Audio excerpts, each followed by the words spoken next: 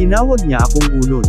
Nagliyab ang tensyon sa pagitan ni Yeng Guiao at Al Francis Chua matapos ang mainit na sagutan sa serye ng Rain or Shine at Hinebra. Sa isang panayam, ibinunyag ni Coach Yeng na tinawag umano siyang ulol ni Al Francis Chua habang tumitindi ang emosyon sa laro. Kilala si Yeng sa kanyang pagiging palaban at hindi umatras sa isyu, dahilan para mas lalong pag-usapan ng fans ang kanilang verbal exchange.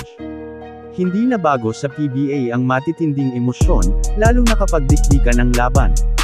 Pero para sa maraming fans, ibang level ang tensyon ng magbanggaan ang dalawang veterano ng liga sa gitna ng high-pressure semifinal series. Samantala, hati naman ang opinyon ng netizens.